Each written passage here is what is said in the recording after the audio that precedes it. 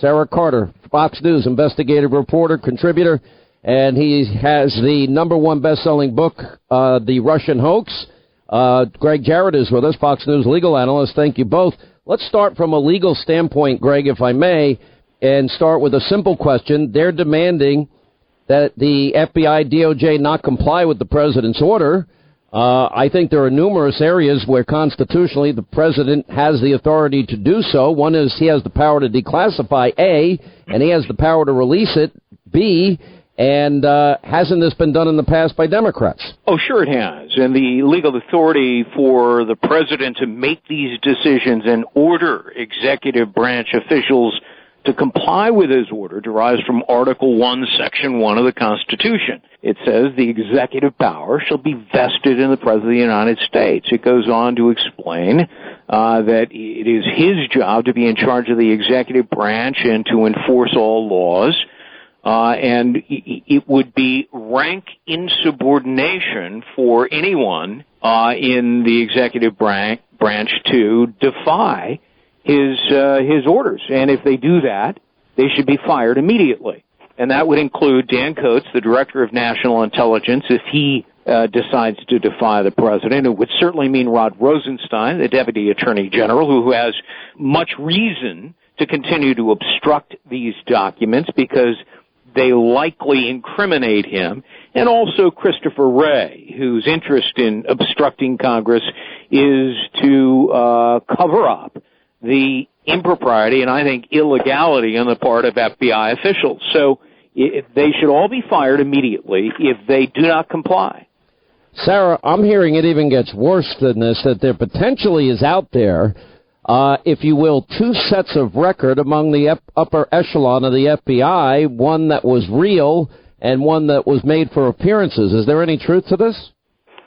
Absolutely, Sean. I think that right now, especially with the number of sources that I've been speaking with, as well as some others, that there is evidence indicating that the FBI had separate sets of books. And if that is the case, I mean, it certainly appears that this, as Greg has already stated over and over again, that there could be and there will be criminal charges pressed against people. Well, wait a minute. So in other words, they're saying one thing publicly, but the real story, the real set of books is held privately. Among how many people are we talking about, and how high up in the echelon of the DOJ FBI?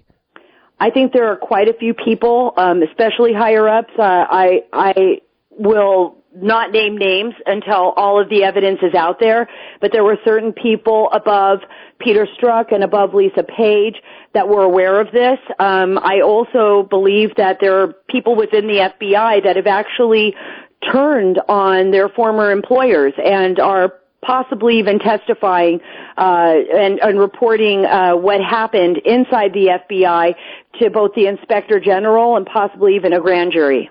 What, Greg, I mean, that would then mean at that point that this is a coup, that this is an attempted, look, I think we already know that there has been enormous amounts of effort, time, influence, and abuse of power, one, to allow their favored candidate get away from crimes that other Americans would never be exonerated from.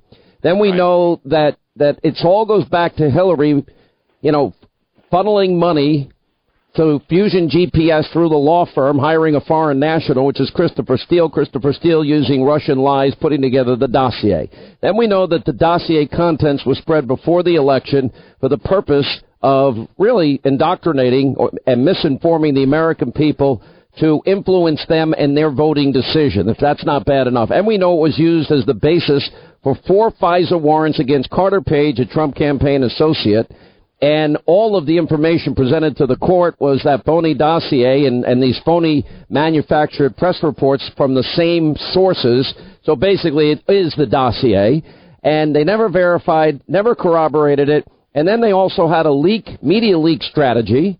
And Lisa Page said they didn't have any information of any collusion 9 months into the investigation. So they start leaking for the purpose of what? To get the special counsel, which we know Comey also did. And then it seems like now you got a group of people that think that they know better than the American people, and they've got two separate groups of books? One tells the truth and the other's for public consumption. That's a lie? Well, if they have two separate books, then they're obstructing not only Congress, but they're obstructing justice. This whole Trump-Russia investigation is a case study in how personal and political bias motivated the FBI and the Department of Justice to abuse their authority to target Trump, to spy on his campaign.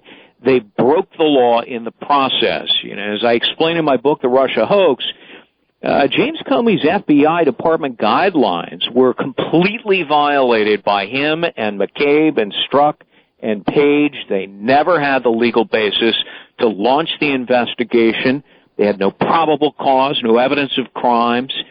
They invented and exaggerated facts based almost entirely on a fabricated dossier that they knew was from a British spy who was not credible. And all they had to do was read it, and they would have said, this is garbage. But they didn't care. They used it to frame Donald Trump, and that is a violation of multiple felony codes in the United States Criminal Code. All of these people who were involved in framing Trump need to be brought before a grand jury by a serious and legitimate prosecutor and be held accountable. So what are we going to learn then? Let me ask Sara first, then Greg will get your take. What are we going to learn when the declassification takes place, the unredacted materials are released, and the American people see it, although I'm getting many sources telling me that the DOJ and FBI are trying to slow walk this and roll this out as absolutely slowly as possible, and even trying desperately to take out some damning information that is in them. I think, Sean, in fact, I know what we're going to see is an extraordinary abuse of power, one that we have never seen the likes of in the history of our country, coming from officials within the FBI and the DOJ. There will be an enormous amount of exculpatory evidence that should have been turned over to the Foreign Intelligence Surveillance Court. And as for the slow rolling, I am hearing the same. But remember, this is a direct order from the President of the United States. He is asking for all of this information to be declassified. They are fighting him tooth and nail to the point where John Brennan and others have literally come forward asking the agencies not to cooperate with the President's order that he has under his own authority. I can tell you this, that the people, my sources, who have seen these documents in full, who have the classification to look at these documents and have never divulged to me the classified portions of those documents, said there is nothing in those requests that would violate national security. The only reason why they are throwing temper tantrums at the DOJ, the FBI, they're going to be exposed. The intelligence community. Yeah. They're going to be exposed. Well, what they're doing here by saying don't cooperate is they're really saying to create and precipitate a constitutional crisis. We'll take a quick break. We'll come back. We'll get Greg to answer that question on the other side. We'll also give you the title of Andrew McCabe's new book, which is a little shocking. And as we continue with Sara Carter and Greg Jarrett, what about the new book? We now know that a grand jury has been convened as it relates to Andrew McCabe, former deputy FBI director, same guy that Page and Strzok were writing. We got to get Andy to act now while he's in charge after Comey was fired, and we got to find chargeable offenses, and we can use this as a pretext to go interview people. Well, he's going to have a book out in December, The Threat, How the FBI Protects America in the Age of Terror and Trump. Really? And this guy, the likelihood of him going to jail or being charged, indicted, pretty high, I would say. Greg Jarrett. All these guys want to cash in. James Comey certainly did, to the tune of millions of dollars, and his book was a vainglorious exercise in deception, which is what he is really good at.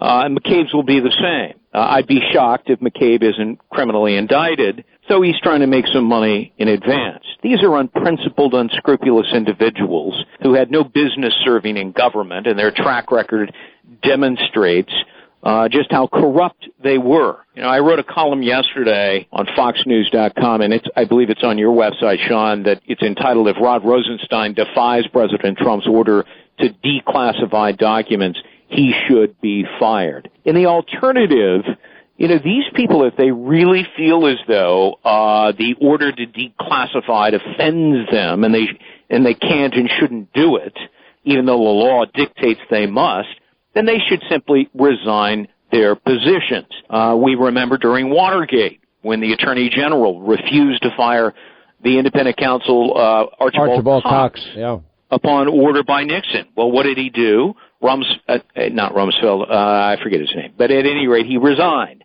And so did the number two. And finally, it went down the list until they found Richardson was his name, Elliot Richardson. I mean, that's how the system is supposed to work. Yeah. All right. Last word, Sarah. Look, by the way, I don't think there's any more question of what was going on here. The feds may redact documents despite Trump's request, by the way. That's what they keep saying. Oh, absolutely. But we're going to see a big fight here nonetheless. And this isn't just about a witch hunt. I know Donald Trump says that over and over again. Everybody says this is a witch hunt.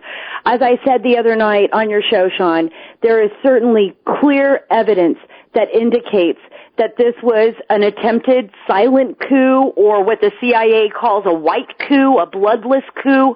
Or a soft coup. This is what they do overseas. Yeah.